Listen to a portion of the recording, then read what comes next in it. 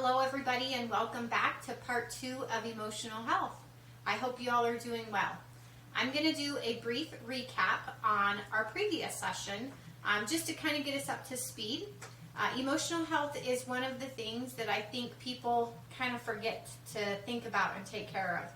And it's also one of those things that if we do that, it's going to creep in and it's going to cause some disturbances. So like we talked about in our previous class, depending on our mood, our interactions, different scents that we're smelling, that can all change our biochemistry, okay? And remember that biochemistry is kind of dealt with and can cause changes that lie in kind of the deep center part of our brain with the amygdala and with the olfactory system.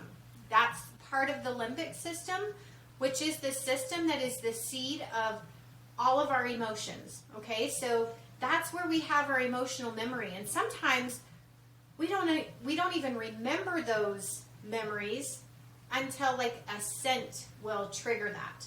And that's why it's really important to use scents when you're trying to work on your emotional health, because it lets us kind of dig deeper into some of those memories, and sometimes those memories are great and kind of help release that serotonin or dopamine or oxytocin, and sometimes they're not so great, right? So we can lower those chemistries and kind of elevate our cortisol. So it also can be triggered by experiences that we've had, physical experiences that we have. And again, if that's a good memory, that really excites us, that kind of ignites the amygdala and it kind of kicks it into, ooh, I'm going to build in some of these extra hormones to help keep those levels up, to help keep this sense of happiness or joy. Where if we're kind of in a deeper or darker spot, those levels kind of creep down because we don't have something kind of always stimulating them, and that's when our cortisol levels can creep up, okay? So it's really important for us to take care of our emotional health. Mood challenges and disorders are becoming more and more prevalent. And it's especially, we're seeing it in our super industrialized nations, right? And that's because conveniences are a way of life. And sometimes conveniences get in the way of our health. Such as, oh, I'm really super busy because I'm running here, I'm running there, I'm getting off work, I need to get the kids to soccer or whatever. And we go, you know what, tonight I'm just going to go through that drive-through. And so we start eating some of those foods that don't have that nutritional value and don't allow us to take care of our body and our systems the way we should. And so when we're not getting those nutritional values, we tend to kind of eat more because our body hasn't quite told us, hey, I have enough nutrition right now, right? So I've been on a much better health adventure in my last few months, and I never was a vegetable eater. I mean, they were okay, but I didn't seek them out. I sought out the fries and the fried chicken sandwiches and the hamburgers and the carbs. I loved bread. And now that's not what I seek out. I see this delicious bread or bagel sitting on my counter and I can pass them up because my body isn't craving those things anymore. We really do have to train our body to crave those nutritional things, and once we do, it's a major transformation. I can have me a good hearty salad. I just had one for lunch here a little bit ago, and it was a decent sized salad, but I didn't feel overstuffed when I ate it, and I felt very satisfied, and it tasted very delicious. Where in the past, I've always liked salads, but I haven't used that as like my main meal or my main course. I'll maybe have a little side salad with my pasta or with my breaded chicken or something like that. And so it's really important that we seek foods that give us the proper nutrition, okay? Digestive issues and disorders are rampant. And again, it's related to the number of processed foods that we're eating and also related to the number of toxins that our body has to deal with on an everyday basis. And that could be toxins coming in from air pollutants because we're in a super industrialized nation now. It could be toxins that we're taking in from chemicals that have been approved from the FDA to be in our lotions, our shampoos, our conditioners, our soaps, our cleaning solutions. You guys, those are really, really toxic for us, and our body has to take those in, whether it's through ingestion or whether it's on our skin. Our skin is our biggest organ in our body, and when we're just absorbing all of those, our body has to process it, and it's a foreign object to it, so it doesn't quite know how to break it down, and so it really struggles, and it can cause a lot of GI distress. Scientists have discovered that there are more neurotransmitters in our gut than in our brain. Okay, let me say that again. Scientists have discovered there are more neurotransmitters in our gut than our brain. You guys, that's a huge discovery. Why is that huge? Because neurotransmitters are what send signals, information throughout our body, telling it to operate, telling us to breathe, telling us whether we have pain, telling us whether our bladder is full, telling us all sorts of things. And if we don't have a situation where our neurotransmitters are in optimal environment, they can't communicate well, okay? Kind of think of somebody who has maybe taken some extra pain meds or some illegal drugs or too much alcohol and they're intoxicated, right? Can they communicate as eloquently as they could before? No, they can't. And they tend to make really bad decisions, and things usually don't work out to their advantage. It's kind of the same thing we're doing to our neurotransmitters when we don't take care of our gut. So I am here to tell you that if you want to take care of your emotional health, it starts in the gut. So it's going to feel like we're talking about a digestive class today, when we're really talking about mental health. And guess what, guys? Digestive health is important for every other body system, okay? I've always said as a nurse, if your bowels aren't happy, ain't no other part of your body happy, all right? If you're having some GI distress, you are not going out and about, right? You're usually laying in bed, or you're on the toilet, or you're having a lot of cramping and a lot of pain, and it's very distracting and dysfunctional and irritating, and you're not happy. So it's really important that if we want our bodies functioning at its maximum capability, which you guys, our bodies are massive machines. They can work in the most perfect manner if we take care of them. Taking care of our digestive system is also hugely important, because that's where 70% of our immune system lies. So again, if we don't have an area where our gut and our bowels are moving the way they should, and they're not absorbing nutrition the way they should, we're not able to expel things the way we should, it's causing a lot of havoc in the rest of our body, and we may not know it. So a lot of other physical manifestations may be related to we need to clean our gut out, but that's not how it's presenting. So none of us, that's not really our go-to first thing. But what I'm learning when I'm looking into natural solutions, almost every single time there's a chronic issue, we go to the gut and we clean the gut, and then those chronic issues start to become more and more controlled. So it's really, really important that we take our nutrition and our hydration very seriously, and that we take our gut health very, very seriously.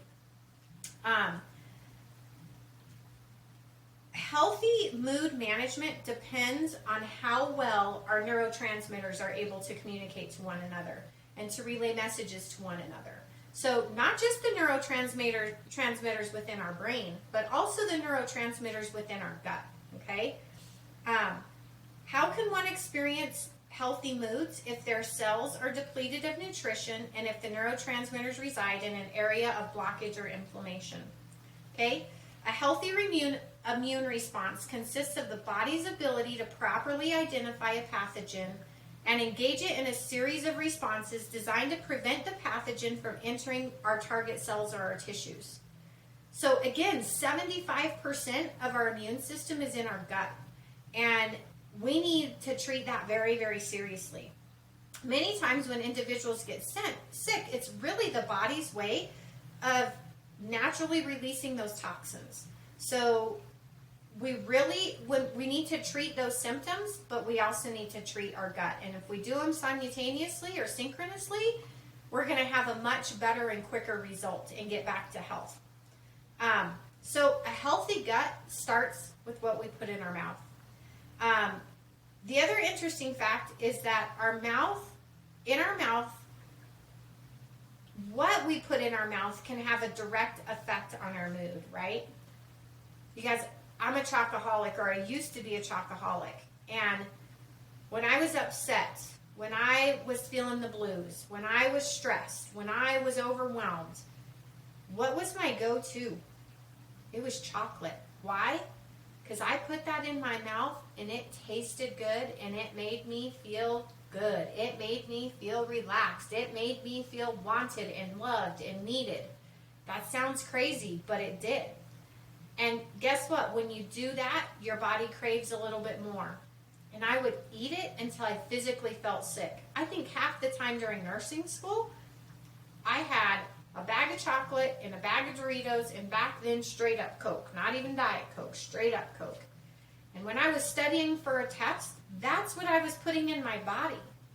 That was probably one of the worst decisions I ever made, is choosing to use those types of fuelings when I was trying to study for the profession I was going in. Because that was doing the exact opposite that my body needed. It gave me that immediate feeling, but let me tell you, I've had many of gut aches from overeating the chocolate and the junk food. And I am absolutely surprised. It took me until I was 45 years old to figure out proper nutrition is one of the best ways that you can feel good. I've heard it before. We talked about it in nursing school, but I've never truly experienced that for myself. And I'm telling you, it's so different and it's so great. Now I can enjoy that dessert, but I don't crave it. I can sit down. The other night was my anniversary. We decided I'm going to splurge. We're going to go to the Cheesecake Factory. And I was able to eat just a few bites of the cheesecake and be totally satisfied with it and not feel like I have to keep eating the whole thing. I look at my calories and stuff now that I'm taking in. That one slice of cheesecake, if eaten in full, were the full over the number of calories that I typically take in a whole day right now. And I was like super dumbfounded, and I never would look at that before, and I would just eat the whole thing, and then I'd like be rolling out of the restaurant like, why did I eat that full thing? But man, did it make me feel good, right?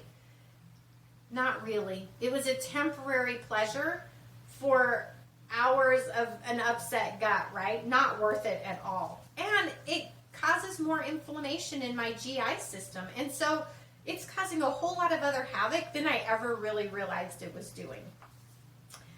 Nutritional deficiencies, food sensitivities, blood sugar imbalances, substance abuse, stimulants such as caffeine, they all can affect our biochemistry. And they can contribute to our mood and fluctuations and put us in a compromised emotional state. I will say I do feel like I have more clarity, like I have better ability to think about decisions. I'm less reactive. And I think it's because I've been living a much cleaner, healthier life. And I'm putting those foods in my mouth that have that nutritional value, and it's allowing my brain to function better. When our bodies are getting what it needs nutritionally, it can keep those chemistries up in our body that we need to keep us in a state of happiness, to keep us out of a state of overwhelm, and to keep us into a balanced state. Additives in processed foods generate chemical reactions, and that can drastically affect our mood and our behavior. So a lot of things that really can have a dramatic negative effect on us in the food industry is high fructose corn syrup. That's in so many things, right? That sweetener, we got to have that sweet for us to feel that level of pleasure when we're eating, right? Trans fats, artificial flavors, artificial colors. We have to make it look right and pretty, right? You know, the salad that I ate today, it was beautiful. It was bright green. I had purple onions in there. I had orange carrots in there. It was all naturally colored, and it actually was beautiful, and it tasted amazing. So we can get those beautiful colors and that same sense of satisfaction if we're eating the proper foods. Artificial sweeteners, they're in everything. Those wreak havoc on our GI system. MSG, it's a chemical in a lot of the salad dressings, seasonings, things like that. It's everywhere. Preservatives can also contribute to an unhealthy and unbalanced gut. And those lead to, again, the biochemistry changes and lowered immune response.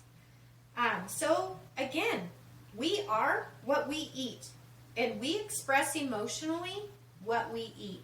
So if we're not putting proper things in our mouth, that's how our body is going to interpret that, and that's how we're going to express our